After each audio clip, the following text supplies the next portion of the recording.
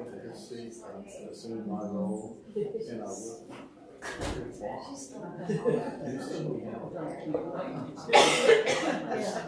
He's the software guy. I'm a hardware guy.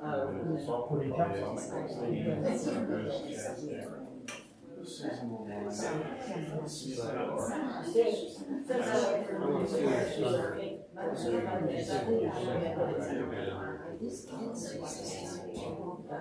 It looks like a couple of times they tried it. I would like to hope it is. The one that I'm kind of interested in whether they really did or not was the Sabbath year. Because it's like you don't read a lot about that. So there's one that's where Nehemiah where they are to free their slaves and this and the other. They all agree to it, and then they renege it. And so I'm wondering if that's Jubilee language there. It would have been nice. Pretty awesome. We're going to call it the Great Reset. Very good stuff.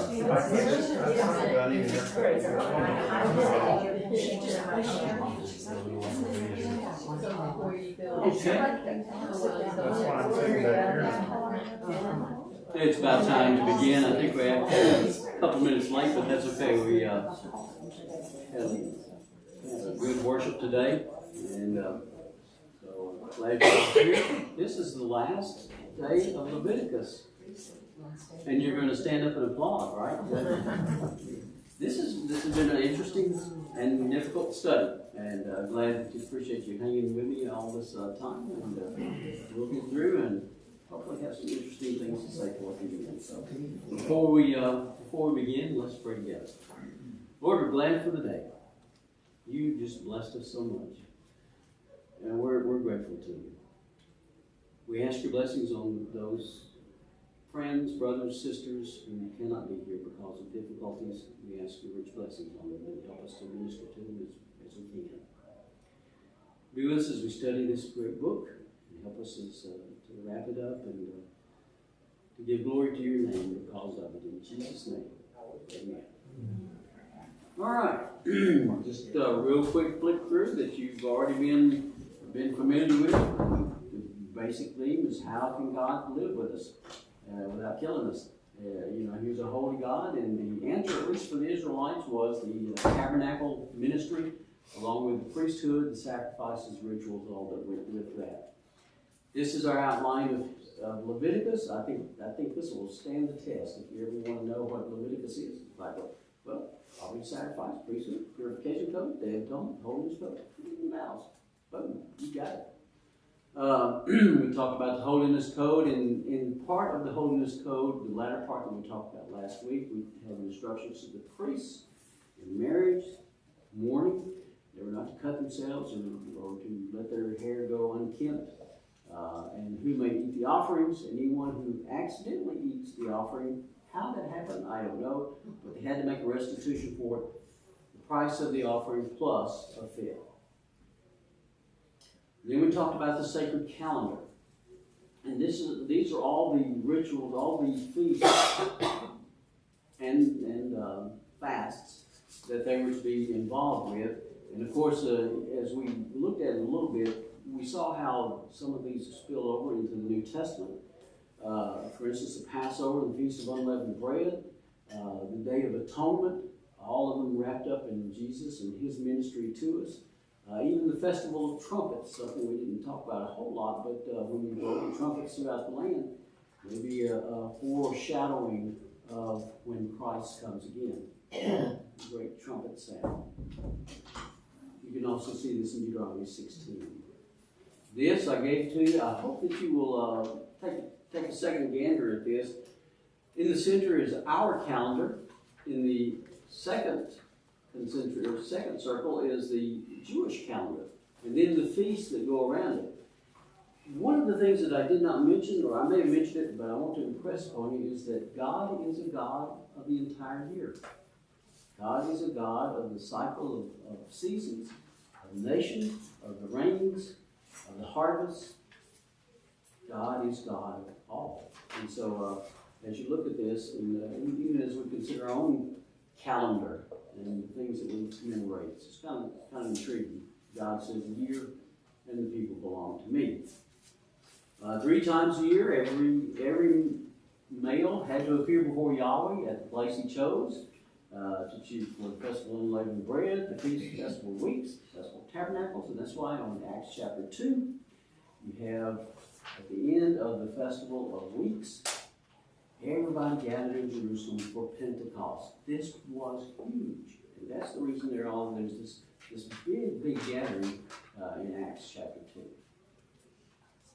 All right, that brings us down to chapter 24, which is where we are today. So if you want to turn there in your Bible, your device, whatever it is you use. And the first couple of things is basically the maintenance of a couple of not so thought about temple furniture. First he says, these lamps must be tended and burned continually. Remember, this was in the holy place. It was a symbol, really, when you start thinking about these two things. Well, we'll talk about it a little bit. He says, I want you to have first pressed oil. That's what's going to be used to burn these lamps. And then you have a table of showbread. Oh,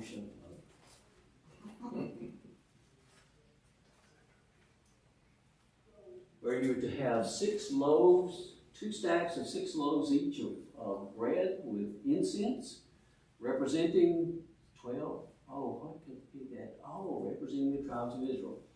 These were times of fellowship, enlightenment. That's what they were to represent before God. Jesus says, I'm the light of the world. Jesus says, I'm the bread of life. And so you have these two pieces of furniture that commemorate God's presence among his people, his provision for his people, but also foreshadowing Jesus. It's just kind of interesting as you become acquainted with this and then start reading the New Testament, it's kind of like, oh, yeah, maybe, okay. Some interesting thing that you may not know about. This is the Arch of Titus in Rome. Titus, it celebrates his victories, particularly over the Jewish nation whenever they were destroyed in 70 A.D. On that arch are carved figures of all the people, soldiers, slaves, etc. And you notice up in the corner here, trumpets. Oh, maybe. And you notice what looks like a table of, remember Titus has conquered Jerusalem, destroyed the temple, packed the people off in captivity, but the thing that is unmistakable is the menorah. Way back then and when, Titus' soldiers packed off the articles of the temple. And that's an unmistakable remembrance of that. It's now the national symbol of Israel. And so I just find that very, very intriguing. Kind of iffy on the trumpets or the table of showbread, but a definite thing on the menorah. Okay. We now have an interruption in chapter 24, a narrative interruption. We tell a story. Son of an Israelite woman and an Egyptian father got into a big fight. Out in the field, there's a fight breaking out, well, in the camp, I should say, between him and an Israelite. So as they were duking it out, this guy blasphemed the name with a curse. What is one of the 10 Commandments? You shall not take the name of the Lord your God, of Yahweh your God, in vain. So not only did he take the name of Yahweh in vain, but he blasphemed. He cursed the name. So this guy is just really up to his armpits in alligators. They take him back. They confine him. As his punishment, you take the guy outside. Everybody who hurt him, lay their hands on his head. That is, you turn his curse upon him and you stone him. Yikes.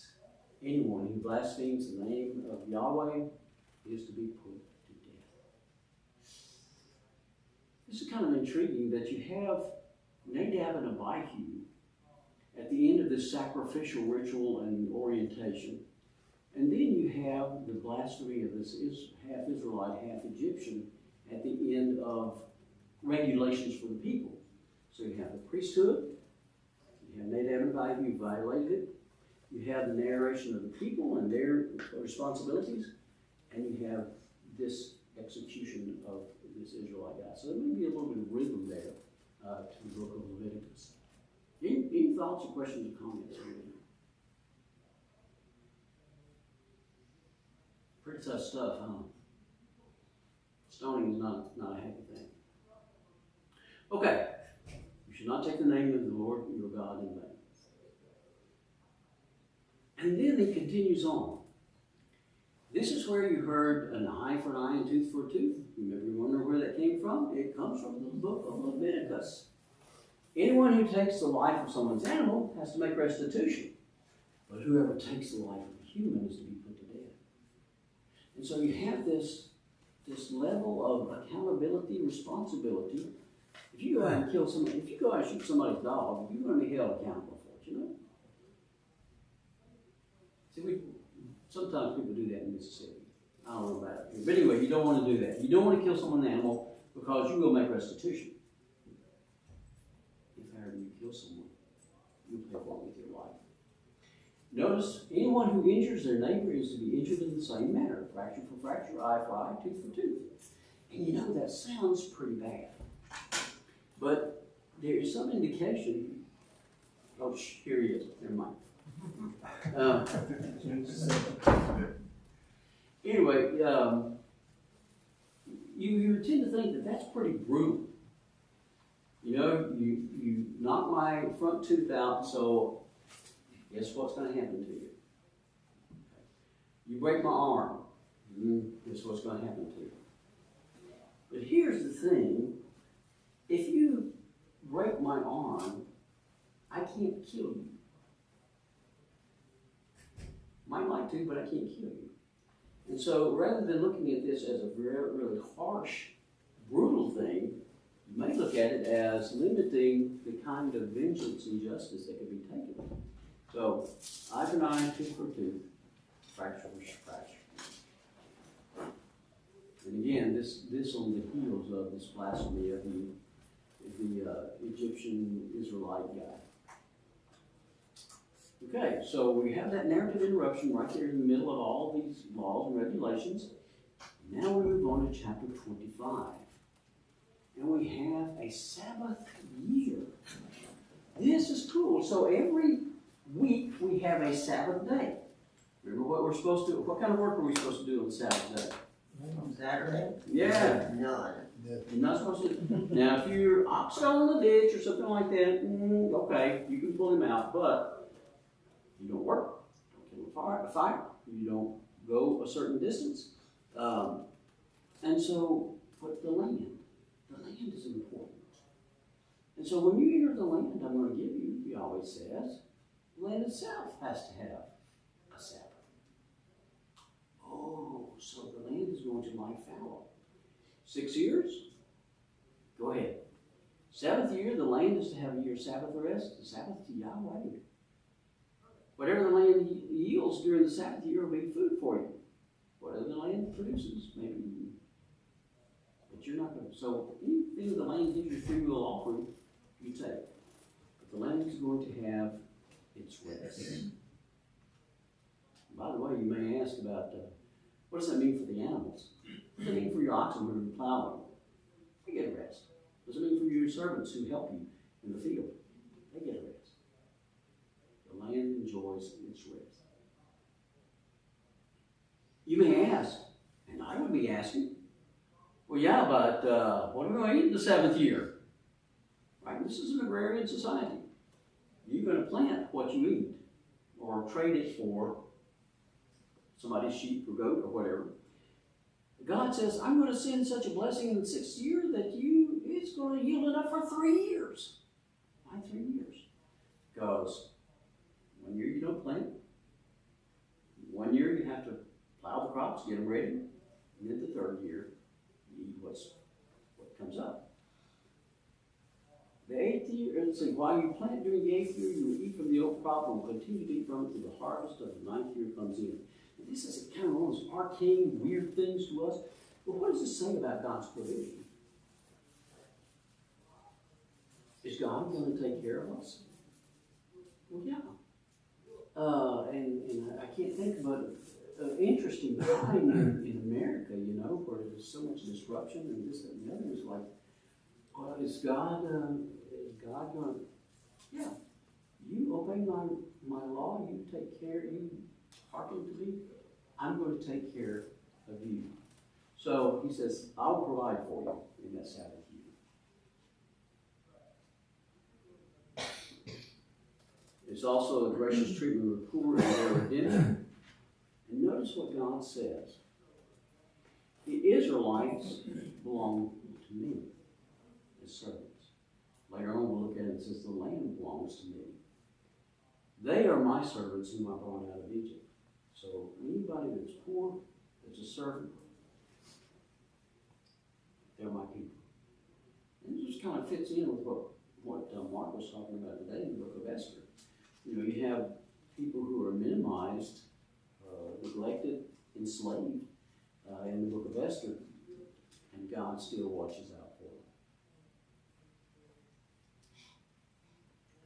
Oh.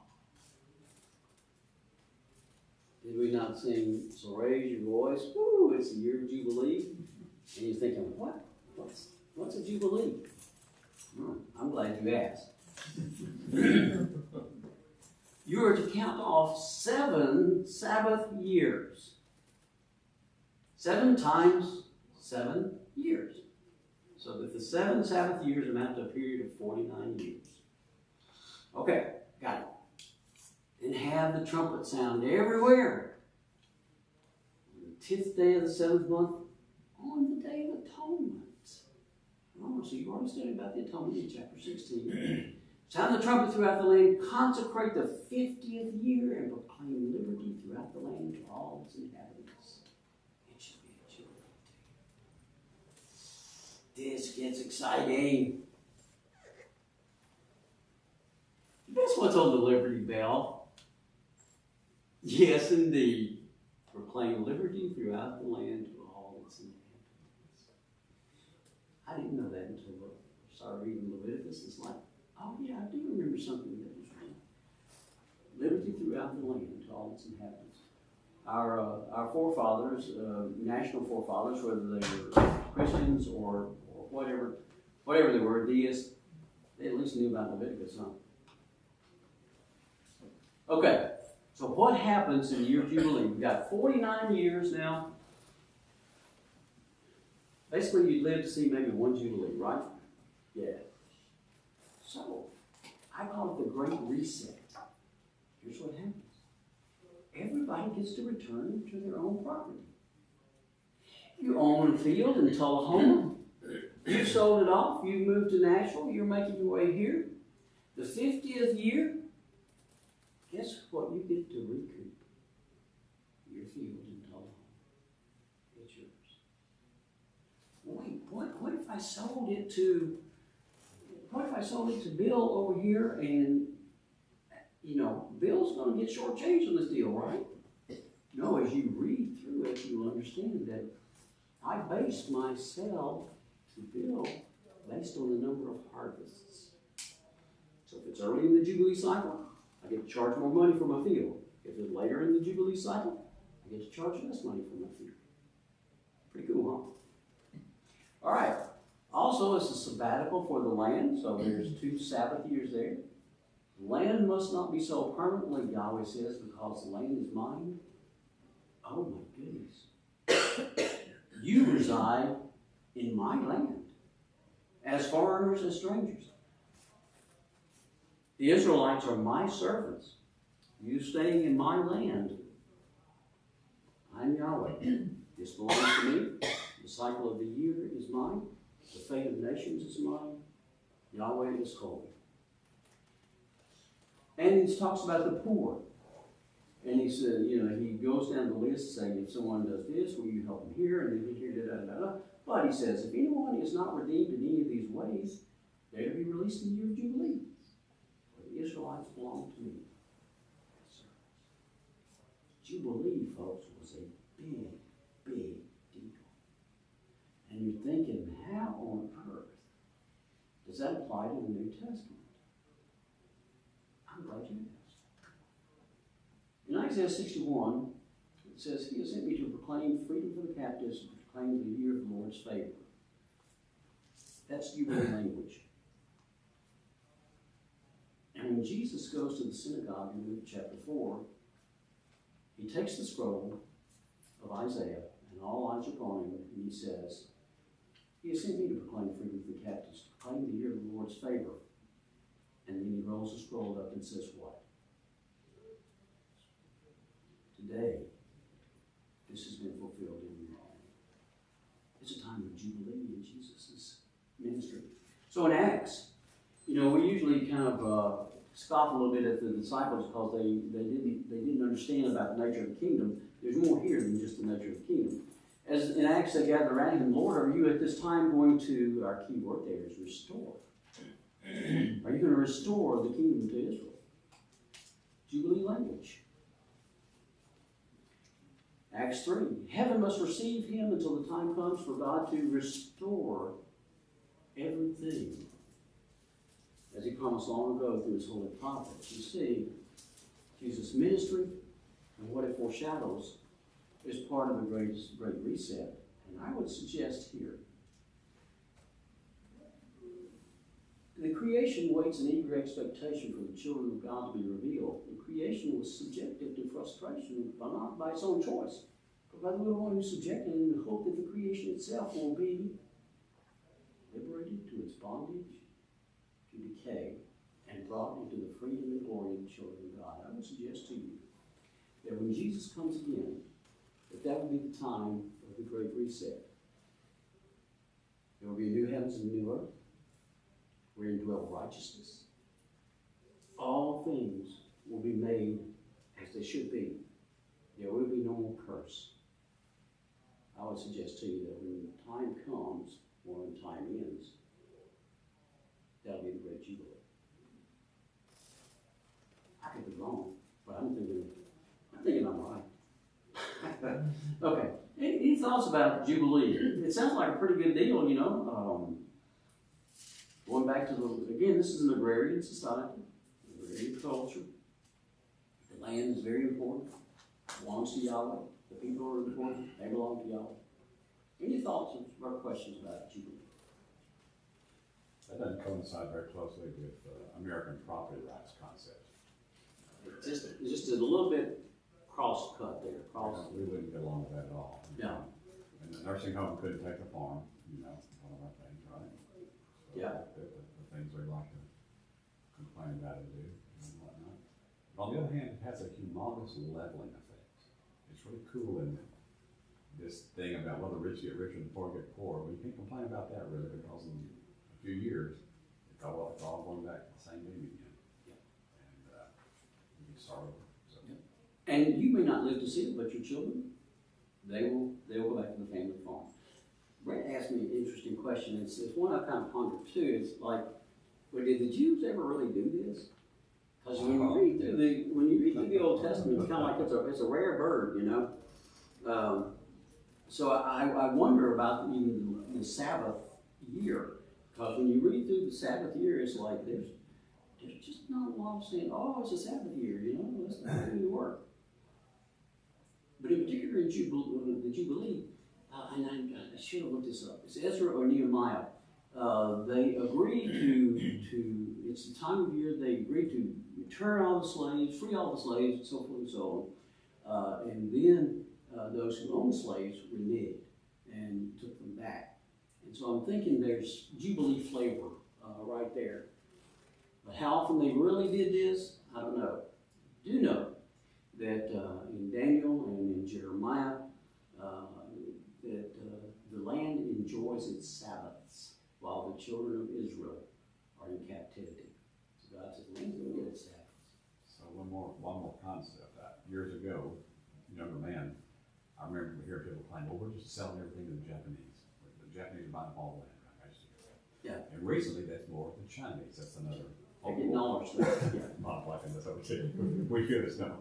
So I guess if you sold it to the Syrians or the Persians, or if you sold your land to somebody who was not of Jewish ethnicity, I guess they would fold and get rid of the land. They wouldn't give it back so easy, would they? Might be a little problem. So you wouldn't really be looked down upon if they did this. If you sold property, regardless of race, creed, sex, national origin, or whatever that 1964 ruling says. Yeah. You know, you got to pick who you sell it to. And again, this is Israelite law. So would our year of Jubilee be when Jesus comes again? He's going to take it all back. It doesn't belong to us. He's letting us use it. What concept? Yeah. We earn that money. We earn our paycheck. But it's not ours. I just giving it all to us for. A few years ago, they celebrated the Jubilee. I don't know anything about what they did or anything, but I remember that when a lady in our church thought we should have a Jubilee, and they held it downtown. Like I said, I don't know. Oh yeah. It was I a big remember deal. it. Oh yeah, that's Yeah. different. Yeah, I'm sure it was. Yeah, it's okay. But it's interesting that they named it. It was. There was I went. a lot of complaints about it. Yes, but We did. All right. Any other thoughts about Jubilee? Harvey's eating the currently, different, I know there's 3 or 4 different Jewish groups now, some of them Orthodox and more liberal. Do any of them, do they still try to practice any of this? And I'm assuming by any of this you mean sacrifices and all of that. And I have pondered that. I don't know specifically, but it's like how could you? How I can know you? You can't. I know some Jews, But, but I mean, I don't know all Jews, but I do know some Jews personally, and they don't. So, all right. I have a question. What about the Sabbath being on Saturday? But we don't observe that, we observe Sunday. It's the day of the Lord is what we celebrate, for want of a better term. That's what we're commanded to do. So yeah, it's quite different from the Sabbath. Now there are some people who suggest that we take a Sabbath, that we take a time to stop. Don't check the email, don't check the Facebook, just have time of cessation of activity. And that's what Sabbath really is about, a cessation of activity. And just to chill out. I know when we did our fast. So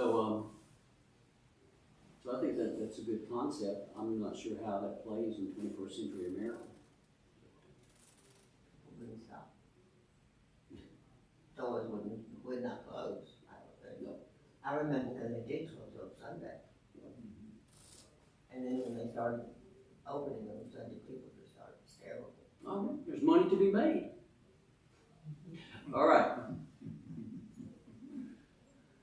Beginning in chapter 26, there's just this wonderful thing of blessings and curses.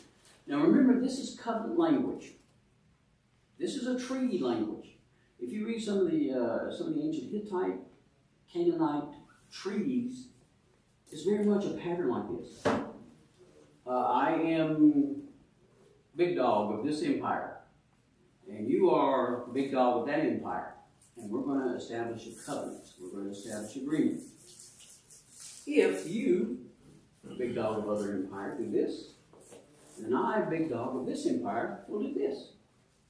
There were 2 types of covenants, one between equals and one between lesser and greater. Guess which one this one is? Yeah. Yahweh says, if you will follow my decrees and be careful to obey my commands, then I'll do this. So it's pretty much laid out. If you do this, this, and this, this, then I will do this, this, and this, this.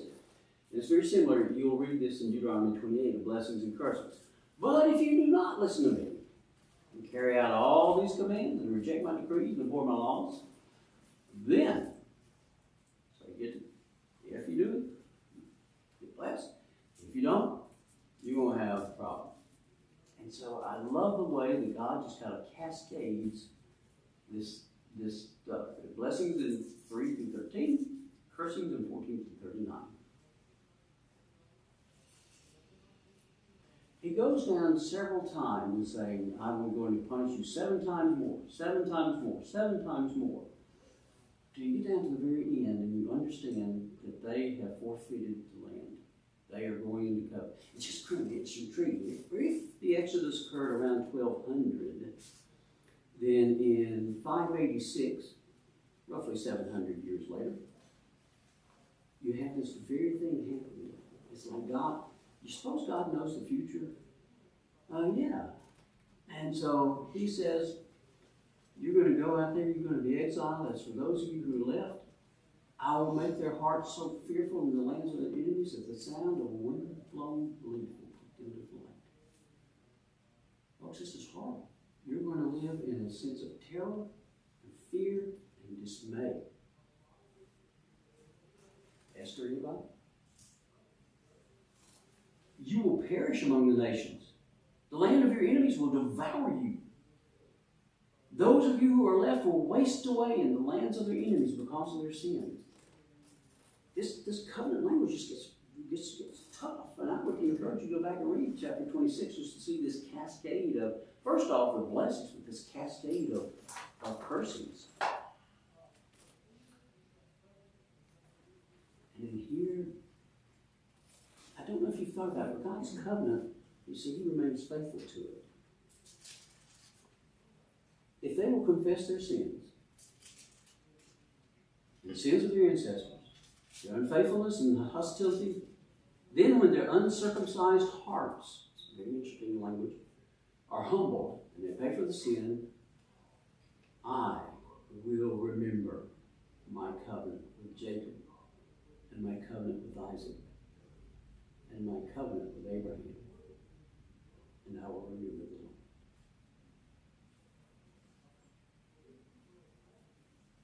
If we are faithless, he remains faithful, for he cannot deny himself. It's interesting that God will fulfill his part of the agreement, even if people do not.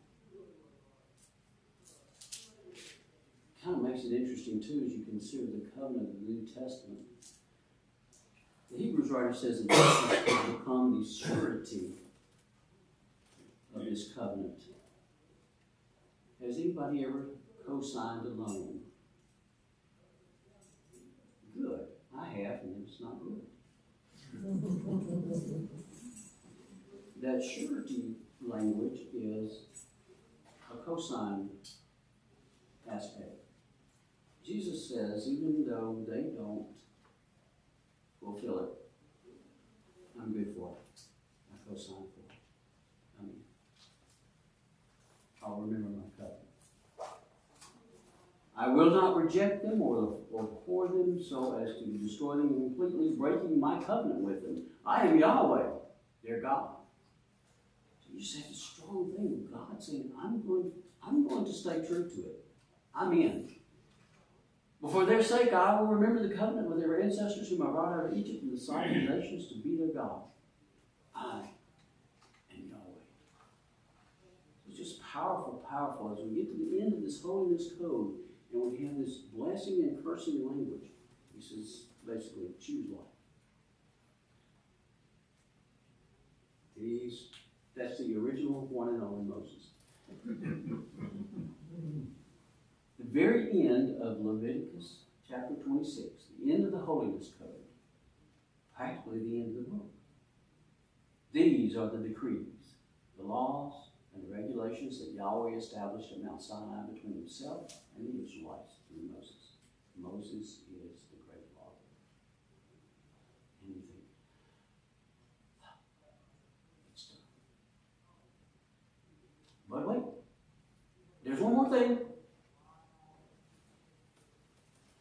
With a few exceptions, something vowed to Yahweh can be redeemed. Jim, here's our hope for Fluffy.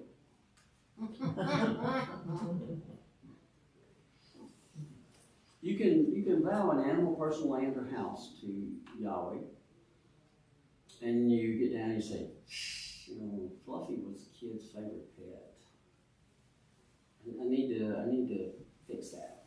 So he goes to the priest. The priest says, Fluffy is worth $50. Okay. Plus you got to pay a fifth. So whatever a fifth of $50 is, you pay that. There are some things where you cannot redeem them.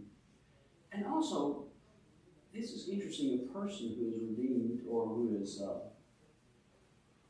devoted to, pledged to Yahweh, a person. You think, who would do that? So, how about Samuel's mom? She goes and presents Samuel to the priest, to Eli, and says, he's God's. This is the one possible out in this horrible story of Jephthah. Now remember the story of Jephthah and the Judges. Yeah, your favorite story. Jephthah says, if you will give me the victory over my enemies, the first thing that comes out of my house, I will sacrifice it to you. And who comes dancing out of the house first thing? This is a homely daughter. I mean, it just really drives it home. And so the question is, it said that Jephthah did to her. She says, I won't mourn my virginity. I won't have any children, etc., etc. And he permits her that. And then it says he did as he had said. This is the one hope. So maybe Jephthah went to the priest and says, I need to buy my daughter back. And did. I will leave that to you to work through that. But it wasn't all said and done, except when something is vowed as, it's a different kind of vow. Anyway, chapter 27.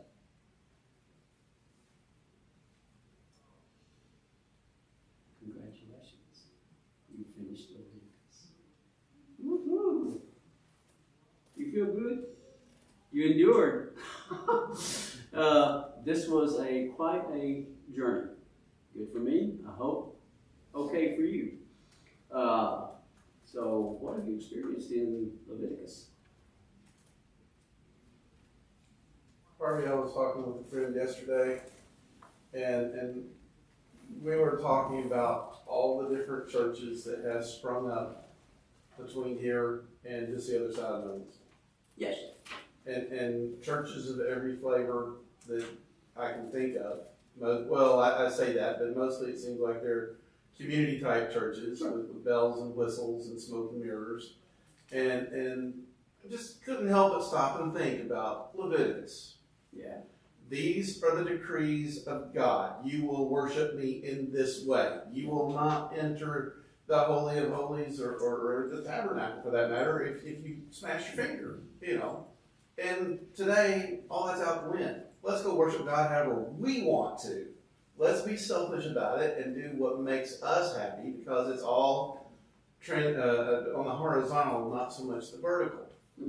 But if you go attend one of those services, I've had experiences where I've been I went to a Catholic church. I had worked at this during service at a Catholic church, and they were very, I forgot the word, but they were raising hands and speaking in tongues.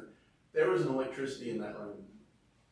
They believed with all their heart that what they were doing was right, and you could feel it in the room. Never felt that in a room before. And it makes me stop and wonder. This is what God said. Do it this way, and we're doing it anything but that way.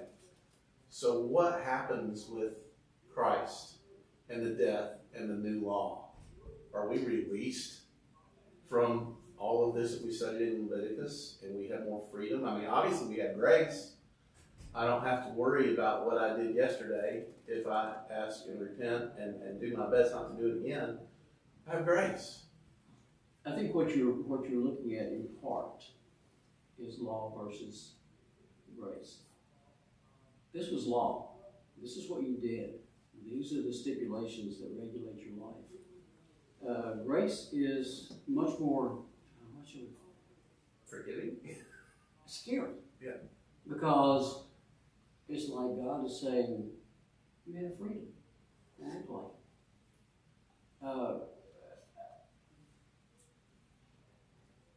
absolute freedom is a scary thing. And most of you know that I've been divorced.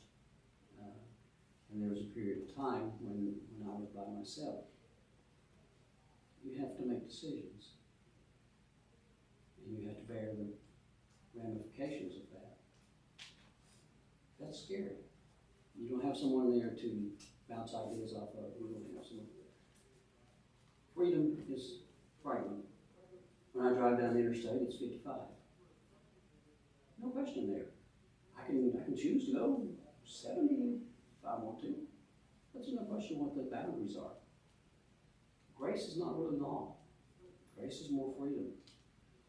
Not do this and you'll be saved. You're saved. Now act like this. And so will God forgive those nuances and mistakes that I made, even in worship? I hope so. I think it makes me think of Paul and when he wrote about it. He said the law points out to what I cannot do, Yep. and grace takes up from there. And then he said, shall we keep on sinning so that grace may abound? Absolutely not. Yeah. So much more responsibility on you now, really. Yeah. But again, freedom. It's like, Yeah. can I do this? It's like, yes, you can. Don't be stupid. I like that verse where he says all things are permissible, but not all things are good. In the letters to the 7 churches of Asia, that one in Sardis, I think it was Sardis, is talking about where they were not approved, they fallen away and done some things, but it said that there are still people there immediately that are doing the right things. Yeah. So even though maybe your congregation's not doing everything you think it should or whatever, there are still some righteous people. You still have a few that There's still a remnant. Or you have an extra if you don't have enough. I'm sorry? So there's an extra. Oh, okay, we have some extras. Your computer was So what? class must be in the room. Yeah. Okay. All right. Just a little. This is a little handout. One of the things that I've noticed as I've worked through this and now starting to read the New Testament, I think 1, 2, 3, the fourth point. They're alerted to hints and veiled references in Leviticus throughout the New Testament. Peter says, you have been chosen according to the foreknowledge of God the Father through the sanctifying work of the Spirit to be obedient to Jesus Christ and sprinkled with His blood. Sprinkled with His blood. Now, where is that? Oh, the Day of Atonement. The priest dips his finger in the blood. He sprinkles the cover, the mercy seat. So whereas you may not have, you do have a few direct quotes of Leviticus, what you're going to understand, or I hope to see, is that it forms the basis and foundation of a lot of thoughts, vocabularies, aspects that maybe you took for granted up until now. So, anyway, it's been fun. It's been good for me. I hope it's been a little bit good for you. Thank you for enduring this.